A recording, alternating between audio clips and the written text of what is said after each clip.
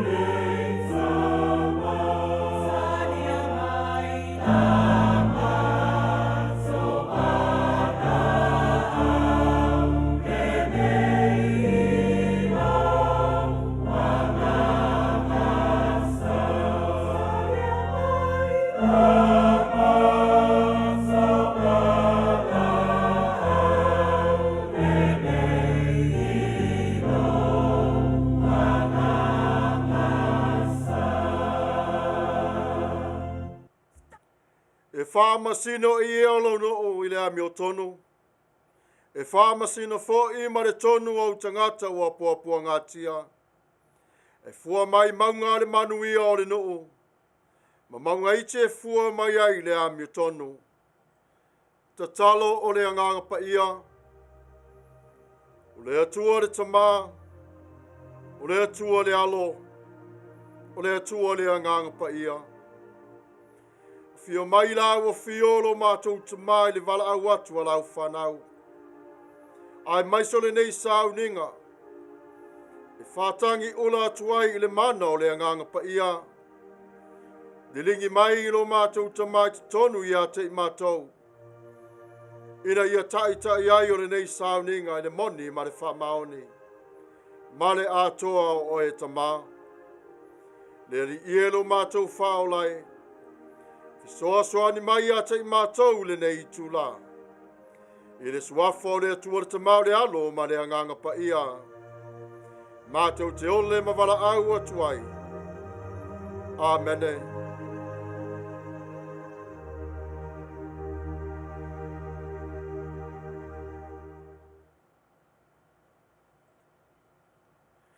Tatou vivi atu i le atua i le pese ua Saunia.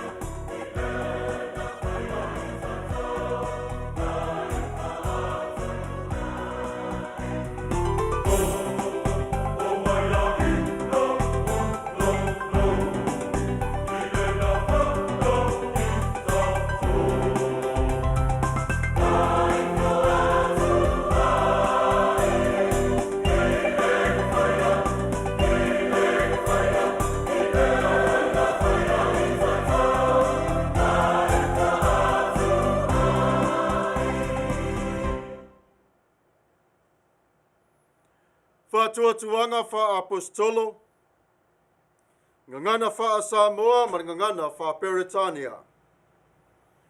Ua o fa tuatua ile tua le tama, o le ona le malosi umalava, o le na faia le langi ma le nalo langi. Bo fa tuatua fo ia Yesu Keriso o lo nalo e to tasi o lo tatou wali. O le na fa nau le nganga Paia, na fa nau Maia Maria le Tapua'i. Sa le na puanga tia i le pule Pontio Pilato. Sa fa sa tauroina, sa maliu, sa tanumia.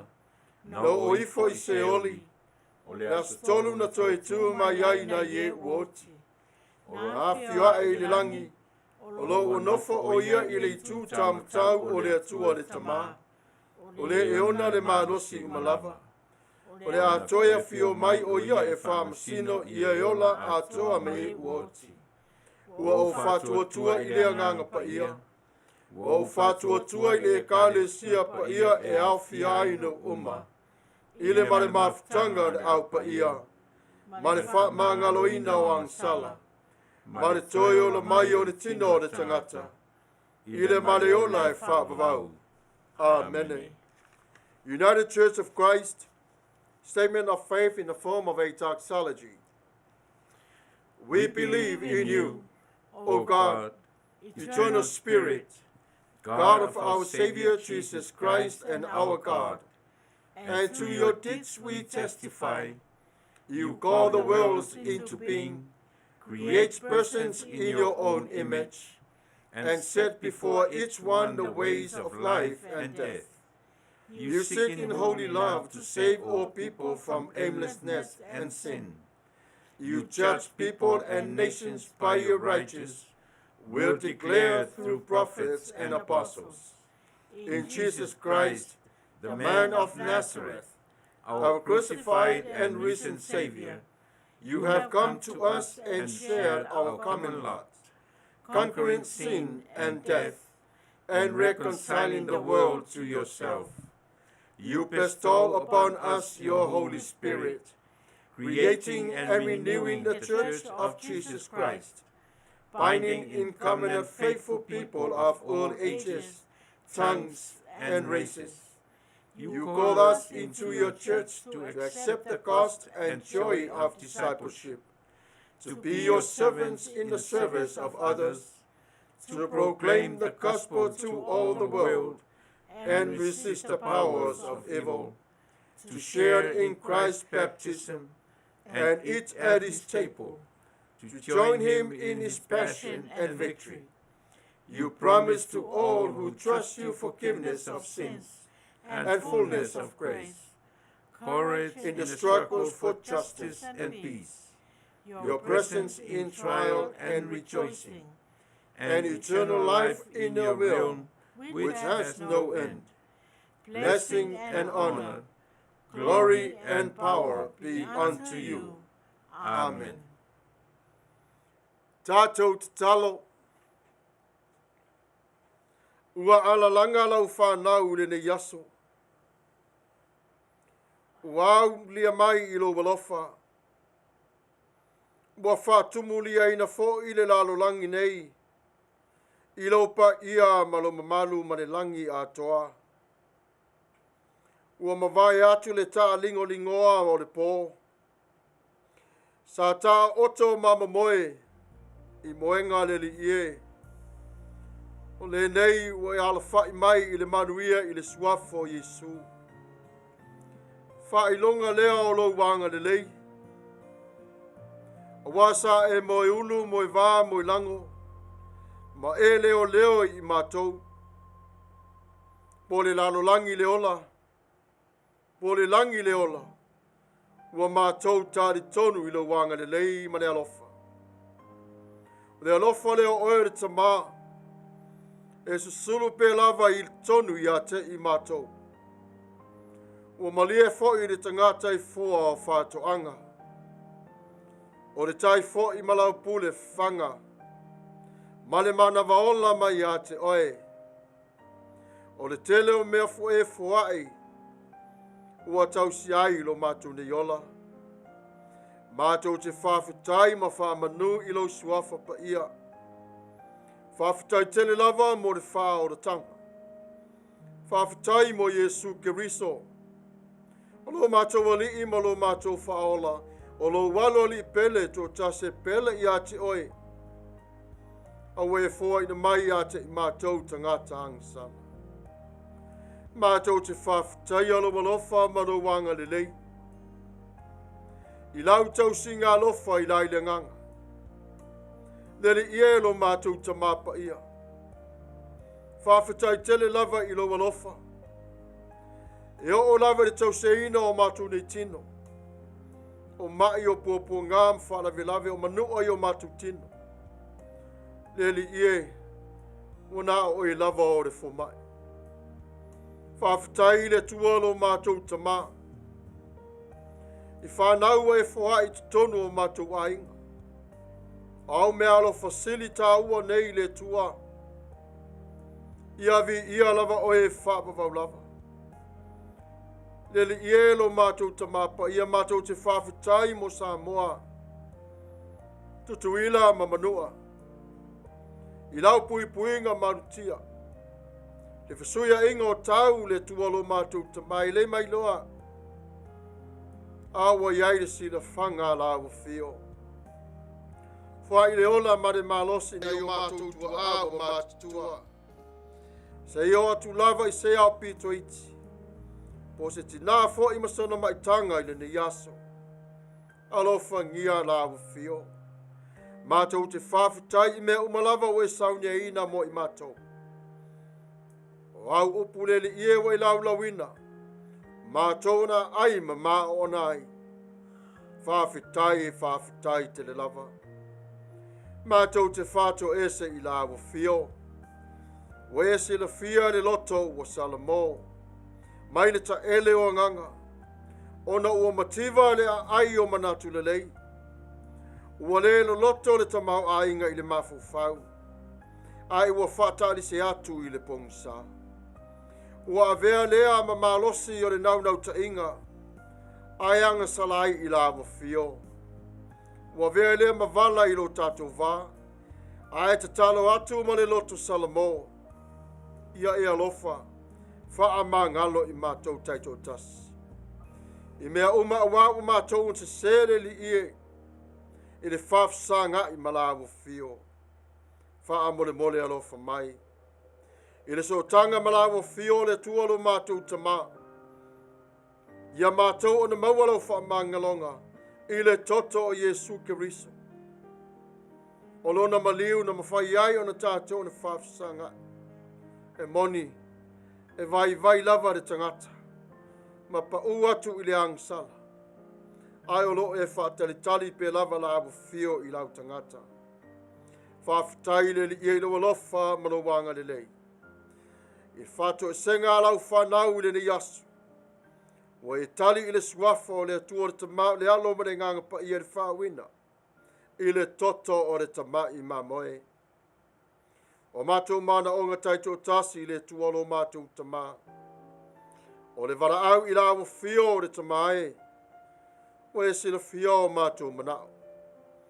Alofangia Samoa tutuila ma manua ma le lalolangi atoa. I lau pule foa I alofa. I le oa mai a te oe. Ai maise lo wanga le lei. I leo o puapua ngā I so se vaenga o le lalolangi nei. Foa I mai e la wa whio lo wata mai. Ma losi ma le anga malo. E whai lea ma fotuai o fuafuanga le lei. Ia e alofa le lingi le mana o la wa whio. I lunga o lau whanau le nei lava I tula. E peiona e whetalai o alu aso sa waso. E whata no wina le lingi mai o le mana o le nganga paia. E lunga o lau whanau. Alo whangia I la tau e le iloa Yesu. Ai wa whai I langi I le tuli ngasia. Anga le ia la wa whio I ate I la tau. Wha Manuia I ate I la tau. Mātou te wala au I maota ngasi. Awa o ngā re whanau. Wha kerusiano po le potu salalau. Ia iairo walofa maro wanga le lei. Sa atu o wha manuyanga. Ia te I lātou lau tutu Lenei aso I whatafaitau langa fia. A wane Folafola o lo finangalo. Ia ai o loto ma finangalo o lo nuu le tua lo mātou Taumafai. A mātou vala au I la wo fio o wha mole mole. Fesoa ni mai ia te I mātou. Le tau o mafutianga o le mafau. Ne le ielo mātou Taumafai. Fwai mai e lawa fio ia te I mātou le malos. Mātou te tau waile nei taua. I le malosi ma le wha maoni mai ia te oe. Le tualo mātou Taumafai. Alo whangia ngā ruenga si whonga o le tai au fau. E peona e silo fia lo mātou Taumafai. Fesosoani lawa fio le au whai ngā ruenga. Ia iai pe lawa fio ia te I lato pui marutia. Whapena fo I le au Mafuta le li ie le Tapua'i o le ni asu. I le whaatasi atu o le tino e tasi. Tasi le kalesia. Tasi le papatisonga. Tasi le li I lo swafa. Le tualo mātou Taumafai. O lea o la mātou nei te talo. E au wala atu ia Yesu Keriso o lo mātou wali I malo mātou whaola. O le nā fio ma manu mai le langi I la o fio. Amene.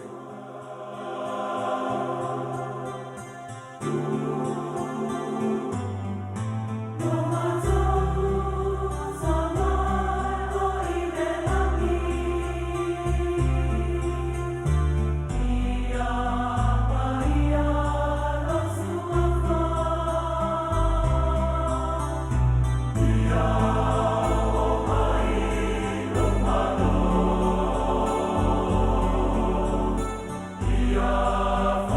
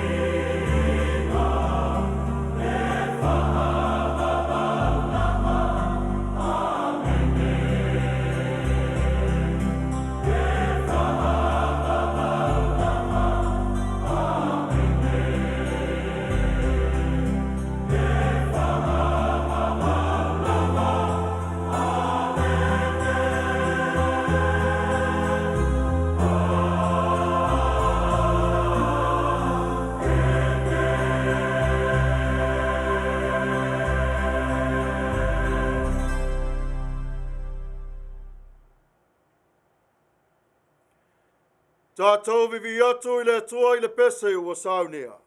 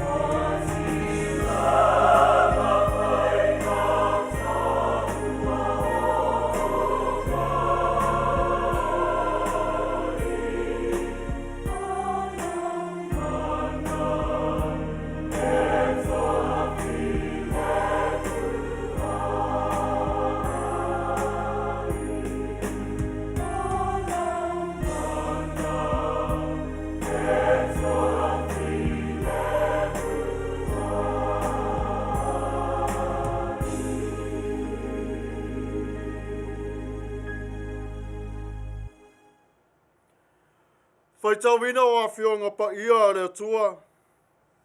Ngangana Peritania, Ngangana Samoa.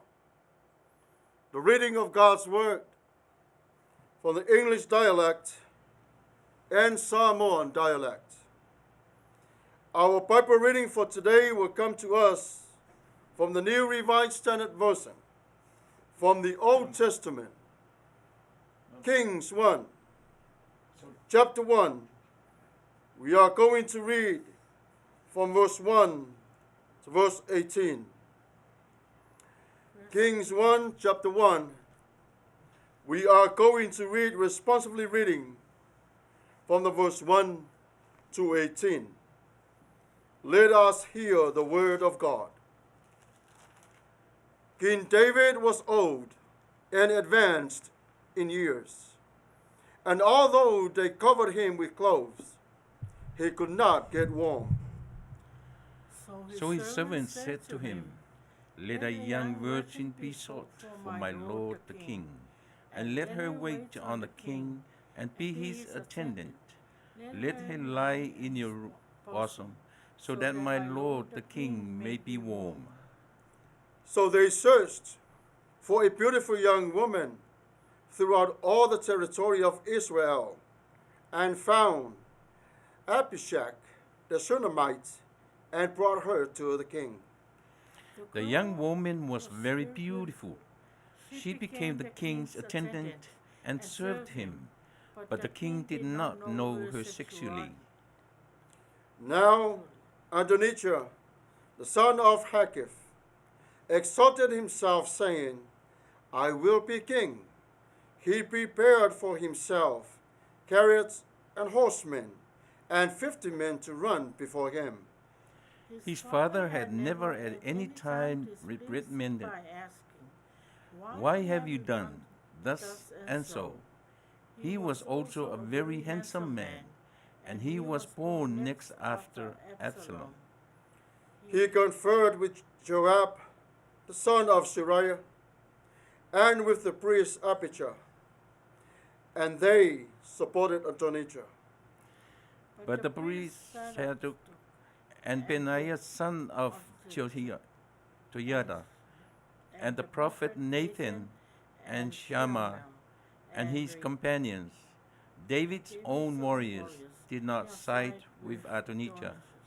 Adonijah sacrificed sheep, oxen, and fatted cattle by the stone of Selot, which is beside Erogel, and he invited all his brothers, the king's sons, and all the royal officials of Judah.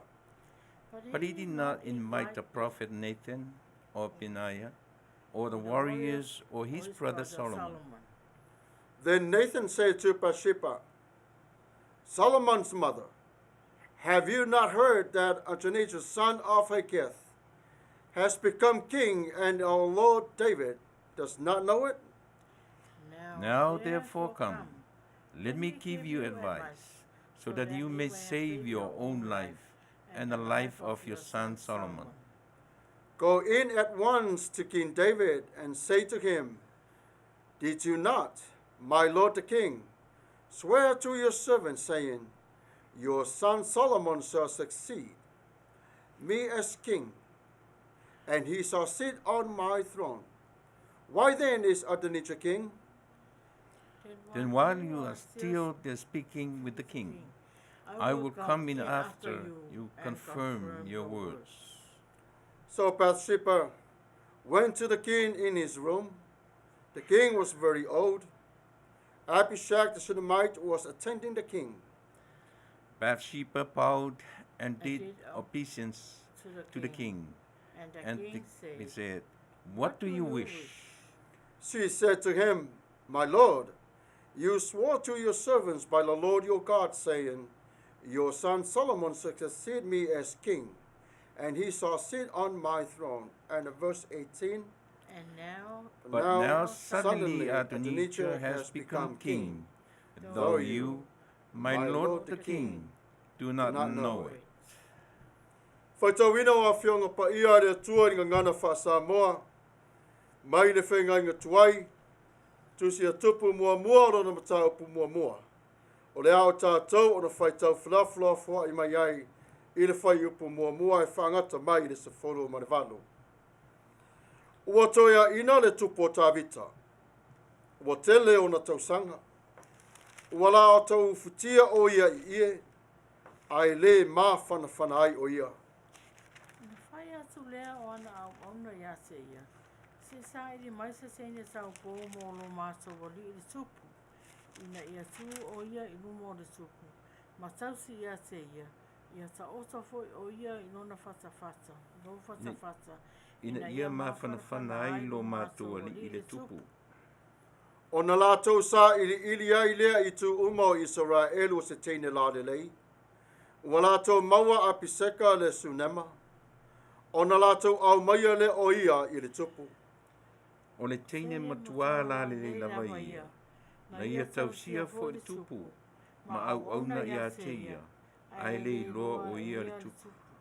O Atonia, o le tamatane a kita.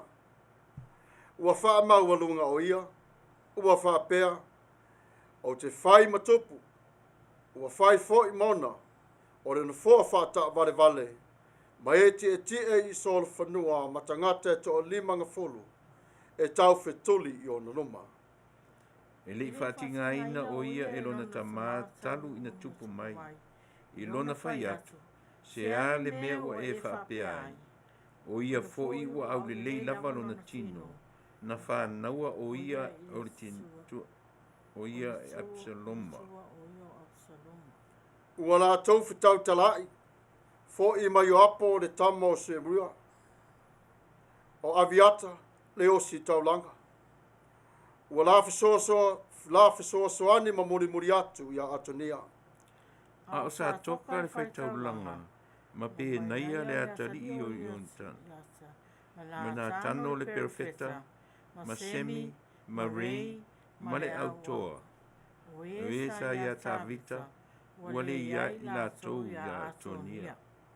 Ua Faasifo I Atonia o mamoe. Ma povi. Ma manu pepeti. E la taane I le maa o soelete.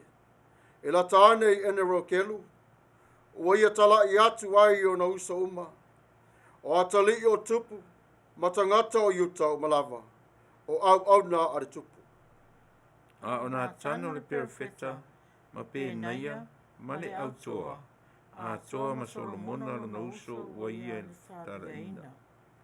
O na whai atu leo nā tano I a pasepa le tina o Solomona. Ua wha ape atu. Ua ele whaalongo ea olo o whai matupu Atonia le tamatane a kita.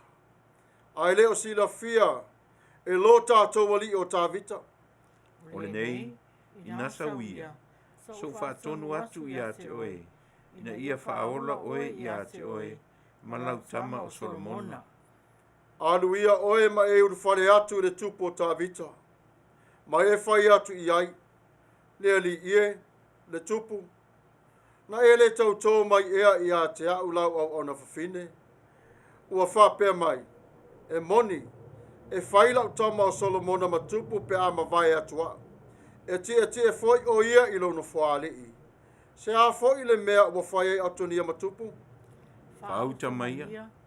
A o tau talatala ai o lua ma le tupu te alua tu fo'i e muli I a te oe.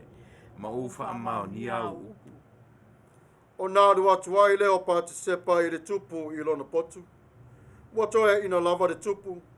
Ua au na fo'i a piseka le sunema I le tupu. Ona punou ai leo Pātisepa. Ma ifo atu I le tupu. Ona whai mai leo o le tupu. Se a ea lo manao. O te whai atu ea o ia I a te ia. Lea li ie. Na e tau toi le li ilo utua I lau au ona whine. Na whapea mai. E moni. E whaila o tama o Solomona matupu pe a mawai atua. E tie foi o ia I no whaali. Lenei. Nei. Whauta. O loo whai matupu Atonia. A o oe le li ie. Le tupu ua ele silafia. Manuia mai o le atua I le FAITAU wina o ana awhionga Paia. Maia tu mau pe lava o lona vi inga e whaavavau lava. Amene. O le matua o le launga le nei aso e whapea. Ua Taumafai Atonia ina ia Avea o ia matupu. Ai tātou te talo pea i le tua e Manuia mai le nei lava i tūla. A o tā pena i ai o lona whingalo mo i tātou le nei aso. I le suafo le tua le tamale alo ma le ngang Paia. Amene. O na o whaunga ina lea o le whai upo i lima e whai mamatua o le launga o le nei aso.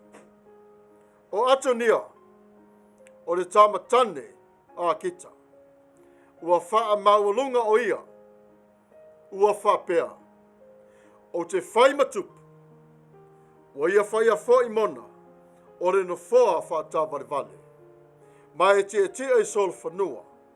Ma tangata e toa 50 e tau whetuli i ona luma. A tau loa le tala ango tupo Israelu.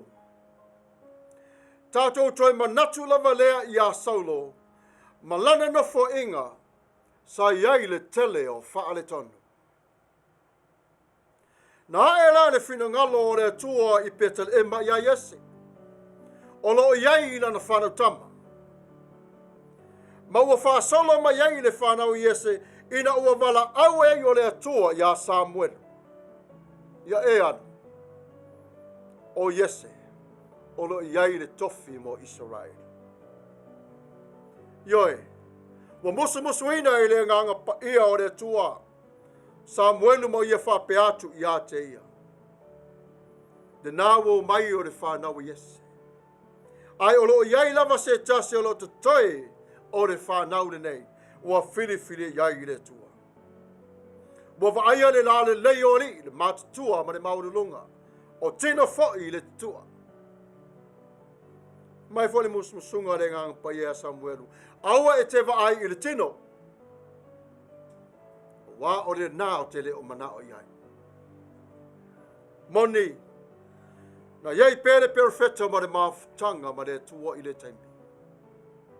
A o ngā solo mai pe lava tama tino le lei o na whaapea tu leo yese ia Samuelu. Na le pau lava leo la whana. Whamei le talia yese. Toi tas o le wi. Ai o leo i ma moe. Mai Samuelu a ami atu i a te ia i le aso lava nei. Ia tātou whaatasi mai ia i lo whale. Ona ami mai lea o tā vita. Ma whau inai o tā vita. E Avea ma tupu o Israel. Na iei lor fasile whapea. E whapea whea o na maua le awano o tā vita. I to tonu o tō whinga Israelu. Whaingo whia i o le tani. O saulo sa whiriwhilia e tangata. A o le taimile nei. Ua whiriwhiria e le tupu o le langi ma le laro langi. Le tupu mo le nu. O le atua iana. O le atua iana. E leo se pole a se tasi na whai i ai. E leo se pole a Samuelu. E leo se pole a ingo saulo. E leo se pole a yese. A o le pole to tasi a le tua. Le tō whinga la leo le a ingo tā vite. Te tonu ore no whari. Ui mai le langi lo lātou tōwha. O le atua iana. Ioe. O le tō whinga whoi lea tā vita o lo no whai ma le tele o Manuia. Au mai e le atua i a te ia. Ai nei tū maua i pēr ni mea le lei. O le a Avea la leo Salomona ua whai la matupu. Pe ama vai e lona tama. Ai le i whai ngō whia whai le nei mea. Ai o le tala i na sol fuanga o le a uso le nei. Na Taumafai whai uso mātutua e to o lua Solomona. E Avea matupu. Mua. MANATU fo le tala i a Absaloma. Avea matupu e ala i lona fia malos. Nā le tala al TUSI Paia. Ua le tau laura na fuafuanga ma wauti ai. ona faia whaetete ai le Atonia o ni fuafuanga. Ina ia whaatalitali se yo ina matua ma vai ta vita lon tama. Ona whaali lea o lona malos. Mai nao ta vita lava ma whai o ngā ioi te tonu o re vālea. Ai olo wha manatu mai fo i a te i tātou. Ne mea lava lea mo le loto. Ma losi e le ai se anga malu. Le manatu wha a sausili. Ina i Avea ia i le vaainga tangata. Ai ngalo le atua o malana silafanga. Ai sa hola pe lava tawita. A o whawhau lava e nei tau lea. O me leanga uma lava ua le ngata i a Solomona. A o lona ta ma le vā ma le atua. Le ai se fefe. Le ai se mata. Ai sa wha maoni pea le to telo tangata i le tausia ina o Solomona. Ona uai loa le to tele. O le a pale mai i le tofi. A o mai pea se toe ina o tawita. O tausi pea e Israel. A le taimine nei wa mata o na vailua ina to tele o istangata Israel. E moli isi a Atonia. A ina o vaai i le tino le lei ma le au le lei. A ele o le whina ngalo le na o le atua. E ma nei a mai le tino. A o le loto i le fitawi malona whina ngalo. Yoe na whirwhilia Atonia. Le atali ilo no whare o tāwite e vea matupu. E hia lava. O Abisalomo se tase o uso. O Atonia na whase o tia no uso matua. O Amanono na whase o tia fo i apo. Abisalomo. Palongo ne di tala anga. O le aru ese mai ma fuafuanga le atua. E te tongi lava ri sala. Le teimi leo tofu whinga o na fo i ngatu. E whaoringa mai na whaalonga lo tāwita i nei fuafuanga. A ele iai se mea na whai e tāwita. Sa mālolo le lei tāwita. Waina ia iloa. O Solomona. E nofo i le nofo are tupu. E ese le mālosi o le nei tama o Atonia.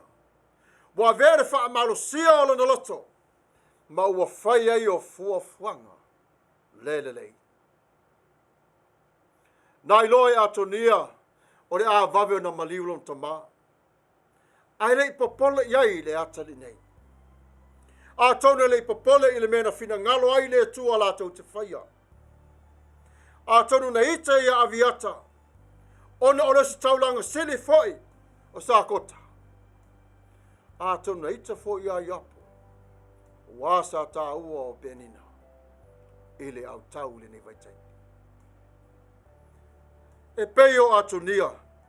Sa matua malolo si lava o na manatu ifo ia te ia. Ua Avea le pule o lona loto ia te ia. Mala ua vaiva iai o le tau le lea. Ia o le tala le nai a Atonia. Ai wha pe whea la i tātou le ne yasu. O le ase mea au ngā ua tātou maua mai i le ne tala. E wha maua lunga Atonia. Ai ava ai i tātou i le tua i le loto maulana. E ese le manei o le usiusita. Whaalongo le si whafonga le tua. E ala i ana a whionga Paia. Whaalongo i whautuanga o tātou matua. Yoe, ia tātou le liwina ne whia malosi le loto maulalo. Ma ia tātou wola ai ma mawai o le anga malu. Aisea. Se whafonga o le tai au fo. E le o lau tofi e le nā wai lo ai oi le larolangi atoa. Le anga malu. O le tofi le nana au mai e le tua i ate oi. E te ngalue ai. Wai lo e le tua. E anga malu ma anga wa alo tangata. Le tofi la le nā o le malo o le tua i ate oi. Ia Avea i tātou mawhai te inga. O le ola mo le tua. O ia o le tali i lo soi fua. Malau nei ola. Na te wala awina oe ma taofia oe e whai e tusai malona whingalo. E te tau tua i lona whingalo i so o setas. E ave ese mai fo i ele tua oe e anga leanga mai i ate oe. Ai sea, whai mailau te talo le tuai. whaamangalo I lātou o whai mātou mō lātou whini. Le loto le leila lea tātou te vaai I ai, I to tonu o le olanga whakerusiano I nei ona po. E le mawhai o na le lei o se ngā lue whatese uso, ai fe ese ai o lātou loto. A o winga fo e le mawhai o na whatasia pe so pule ai o se ngā luenga tas. A fe mai le fautuanga TUSI Paia o le te le vaai I le tino, ai e vaai I le loto o le tangata pei o le atua, vaai le I lo loto. E wha pe whea o ngā lue na ia mawai o le file mo. E wha pe whea. A o le tāua I o le poto. O le ala fore nāna le lei ai le nofo I ngā Solomona I ona FAITAU. Moni lava. Ai sa mana tua pe lava I le tua Solomona ina ua wala au I ate ia. Wala au Solomona I le poto ina ia maua e ia. Ina ia au ngā I ai o le whainga o whai unga le lei mataita ia ai le nuu o Israelu. E tausia foi o ia e te tonu o so tanga matangata. E le lei ai foi o lau whiriwhilinga e te whaamasino ai I lo loto ma e pule ai I le mālosi o lo loto. Na mana o lava tā vita na te toi whausia le maru o le tua. Aina le whina ngalo I ai le tua o le ata le nā o le tupu le atua whiriwhilia I tātou. O le atua na ia au Maia Yesu na maleu ina ia toe whaafowina lo tātou o langa aisea. O le ata le nā lo tātou whanafowina. Mana o iei tā vite na te toi whausia ina o le whane. Mai le ai. Ai a Solomona. Au mai le atua Yesu. O le sare malama ia mani mamana mai le langi. Toi whaafowina I tātou. Mai le mana I o le ata. Fatu saina le ato tā vita I le tua le langi. Solomona I a Yesu. O le malu o le tua o oema. O oe o le malu o le tua si wafonga o le tae au fau. Teu le lei o le malu o le tua. Ei e lama le taimi e mana o ai lo tātou mafau fau. E whai mea I le talafe ngai mo lo tātou wala. Fa mai tala TUSI Paia e fusia I pea I tātou I le alofa tu noa o le tua. E tā ua tele le taunu watu o le ato la aua le tua I sosimota. Ese le tā ua. Wa tātou vaai I le ato la au o lo tā ua uma me I tonu au le so. O lo iai tu la fono se fulu a le tua. Tu la fono I se fulu a le tua o lo tātou tausi ai maolai. Whai ma wha manatunga I a te I tātou. A whi mai le manatu o le ni aso. I a tātou ni liuina o le wha malosi o luna tino mana na loto. I au wala e le lei, ini au wala e le lei. Lolo winga, tātou te tuu wha a whengai. E le au ngā le fia wha a mawalunga. Ai au ngā le loto maulana. Whi mai e maua I lalo le ta ele o le ta tauro Yesu. E lo o maua I fo ina le ta ele o le sa tauro. Lo tātou wola marifiso ta inga. Atu no uma fo I o le lalo langi nei.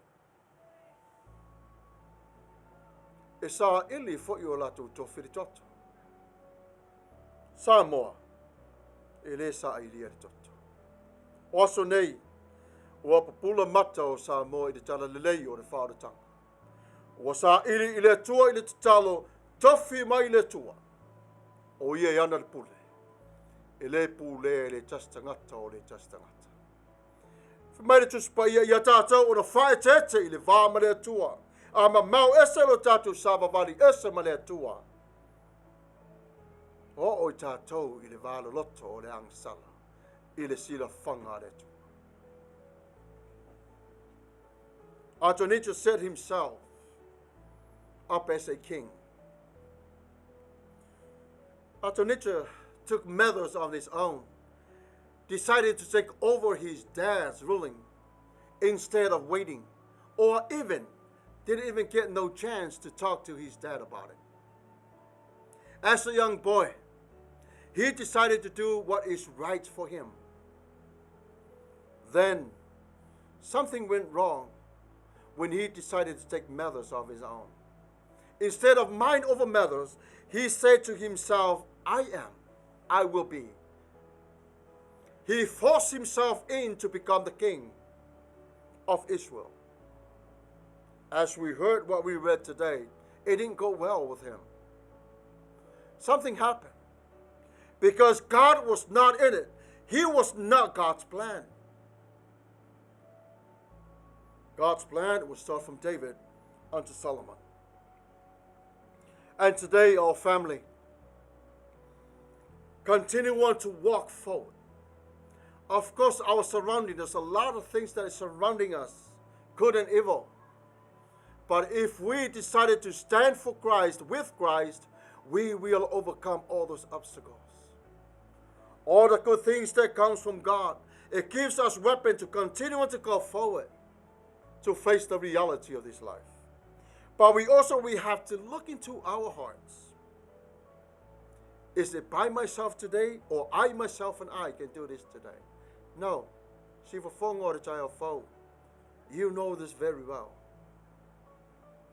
You always inquire God, whatever you do. You always. And of course, there's times when God moves ahead and moves backwards. Be patient with him. We can turn this into a humble servant, as you are. Continue to stay and live with God. Do not neglect your relationship with God. If you want to be king, God can do that for you. But serve as you are now. Serve. Yes, you are a child of the Most High King who art in heaven. God loves you. He loves you. And he knew exactly the plan for your life. It's not like Adonijah. No. Jesus already intercept our lives from evil. So he is with us. And I hope today this message will sit inside of our hearts, tattoo in our hearts, and think about it and make that choice. Let Jesus be your Lord and Savior of your life. May God bless you all and have a wonderful week. In Jesus' mighty name, amen.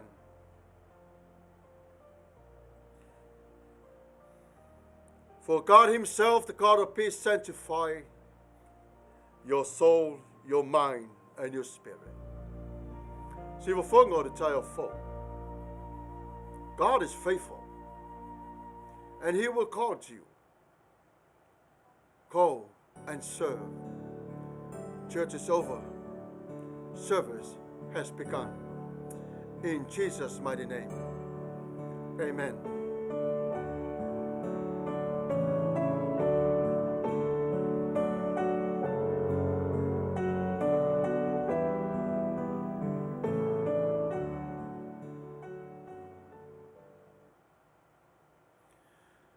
Tatou vivi atu I le tua I le pese o Saunia.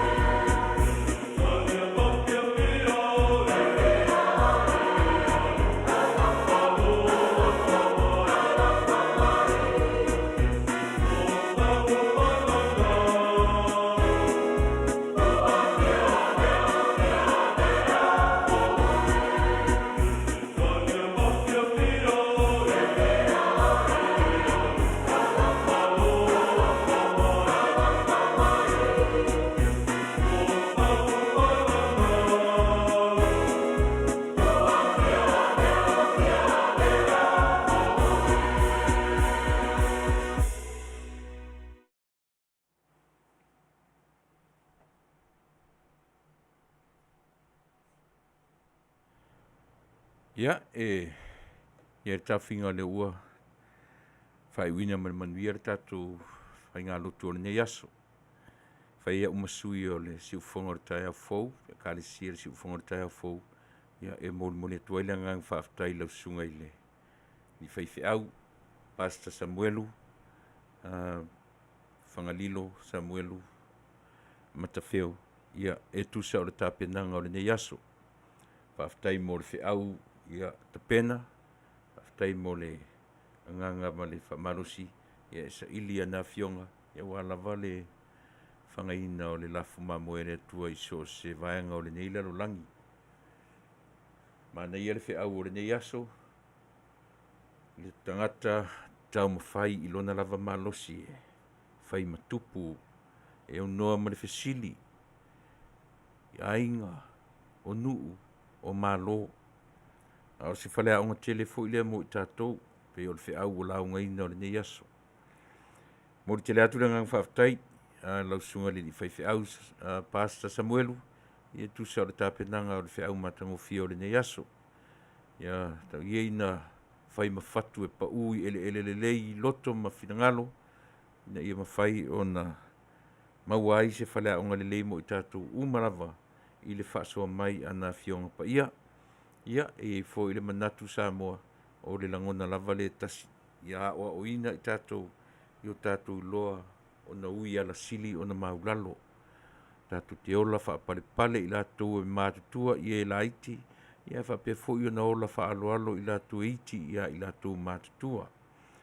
Ia o le whiau o Lenei aso ia tau ia ina ia whai ma whiau e tupu ma lau laola pea i ai o finangalo. Ia e MANATU Samoa whapea na foi. O ia inisi le i maua se avanoa e oa i le malu o le Atua i Lenei aso ia ma le aso fo i nanafi. O le aunga tonu na o le tapenanga le tio ia sa taitasi. Po fea lava le mea umwhai o na e Mafuta mai po le fale. Ia po le lungo le vasa. O le lau ele po le ea fo i whainga malanga. O le aio maota ngase o le whare pui o fea lava.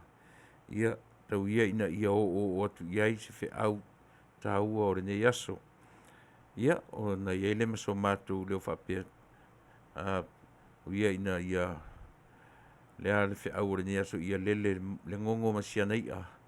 Ia e mapu atu le tuasivi le mea olo iai. Ia whangai nai ia whanau. Ia whapea na fo ilo soifua malo tatou ola. O a mea ua luluina i Lenei aso whaaleanganga. Ia o mea ai whaaleanganga i nā mai nei. E tausi ai lo soifua malo ola whaaleanganga. Ia a Manuia tele Samoa na lua. I le whainga malo Samoa tutua tasi. Tēnā ne fo i le whainga malo Amerika Samoa. Ele ngatai lea o Samoa i so se tafa. I so se FAITAU langa, i so se lotu, i so se kalesia, i so se pulelaa. E le FAITAUina paulava le mea taua. I o Tatou i loa lo Tatou Atua. E Tatou te mapu iai, Tatou te malu ai. I le ola nei.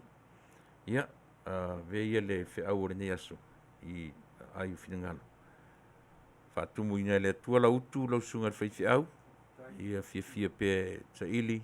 Ia matapena awalava ia Samoa whaafonga. Ana whapea mso matu leo Samoa. Manuia tele oe i Lenei vai aso whea ngai ma ngā ruenga o whaamaru maru mai le nā vai aso. Soifua ma ia Manuia. Tatou whai ule te talo. Whaftai lava le tualo mātou tamā. Lenei wa o mai I mātou le whai unga o le mātou le Sauniga. O le a mātou tu ua. Le le ielo mātou tamā Paia. Tatou malawa furu lungo ala. Ai le ngata I lea. Aso umalava o lo mātou ni ona. Whaftai tele I lawa fio. Mātou te whai wina Lenei Sauniga I le suafo Yesu Keriso. Lo mātou wali I mo lo mātou whaola. Wha Manuia mai.